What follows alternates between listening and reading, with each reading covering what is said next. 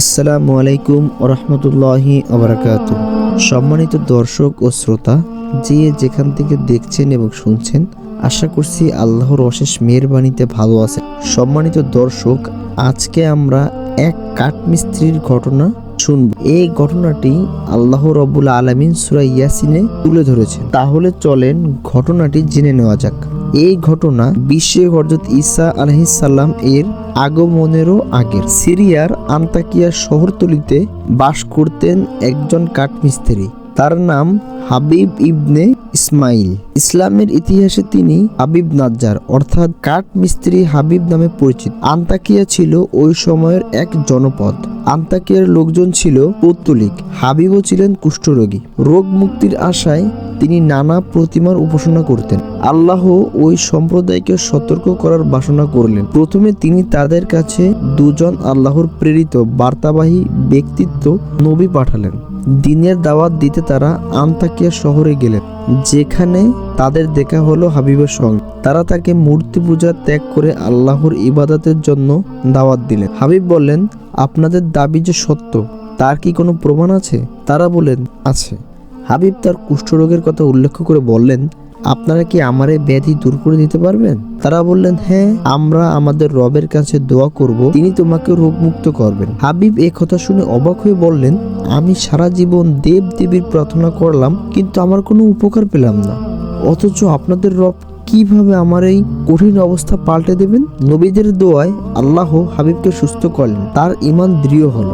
আল্লাহর এই দুই প্রতিনিধি আন্তাকিয়া বাসীদের সঠিক পথের দাওয়াত দিতে থাকলেন, কিন্তু তারা তাদের দুজনকে মিথ্যাবাদী বলে বদনাম দিল। তাদের শক্তি বাড়ানোর উদ্দেশ্যে আল্লাহ আরেকজন নবী পাঠালেন, কিন্তু তাদের উপদেশের জবাবে জনপদবাসীরা তাদের মিথ্যুক বলেই অপবাদ দিতে থাকল। কোরআনে আছে, ওরা বলল, তোমরা তো আমাদের মতোই মানুষ, করুণাময় আসলে কিছুই অবতীর্ণ করেনি, তোমরা কেবলই মিথ্যা বলছো।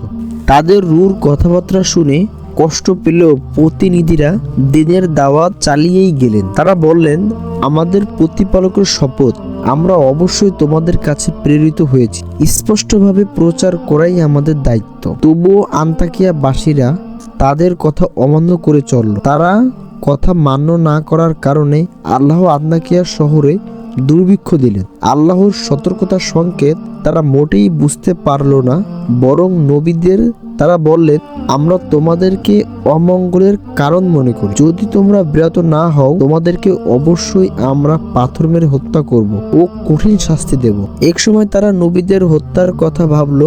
এই চক্রান্তের খবর শুনতেই হাবিব নাজ্জার তাদের কাছে ছুটে এলেন।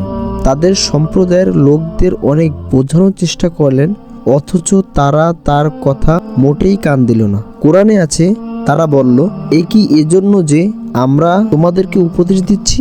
তোমাদের অমঙ্গল তোমাদেরই, আসলে তোমরা এক অমান্যকারী সম্প্রদায়। কোরআনে আরো আছে, শহরের এক প্রান্ত থেকে একজন ছুটে এসে বলল, হে আমার সম্প্রদায়, নবীদের অনুসরণ করো তাদের, যারা তোমাদের কাছে কোনো প্রতিদান চায় না আর যারা সৎপথ পেয়েছে। যিনি আমাকে সৃষ্টি করেছেন ও যার কাছে তোমরা ফিরে যাবে, আমি তার উপাসনা করব না কেন?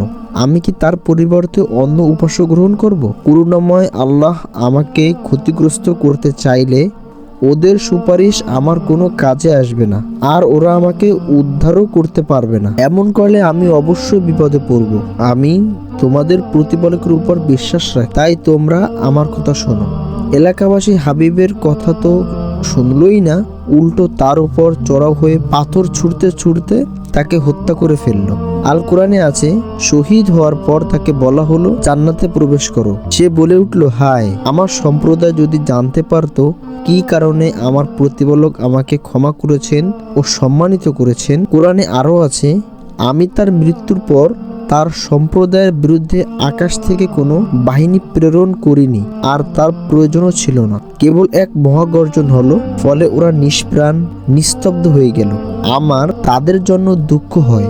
ওদের কাছে যখনই কোনো নবী এসেছে তখনই ওরা তাকে হাসির পাত্র করেছে। ওরা কি লক্ষ্য করে না, ওদের আগে কত মানব গোষ্ঠীকে আমি ধ্বংস করেছি, যারা আর ওদের মধ্যে ফিরে আসবে না, আর ওদের সকলকে তো আমার কাছেই একত্র করা হবে। ওদের জন্য একটা নিদর্শন মৃত পৃথিবী রয়েছে, যা আমি পুনর্জীবিত করি ও যার থেকে আমি শস্য উৎপাদন করি যা ওরা খায়। তার মধ্যে আমি সৃষ্টি করি খেজুর, আঙ্গুরের বাগান এবং বইয়ে দিই ঝর্ণা, যাতে ওরা এর ফলমূল খেতে পারে, যা ওদের হাতে সৃষ্টি নয়। তবু ওরা কৃতজ্ঞতা প্রকাশ করে না। পবিত্র মহান আল্লাহ তিনি, যিনি উদ্ভিদ, মানুষ এবং ওরা যারা জানে না তাদের প্রত্যেককে জোড়ায় জোড়ায় সৃষ্টি করেছেন।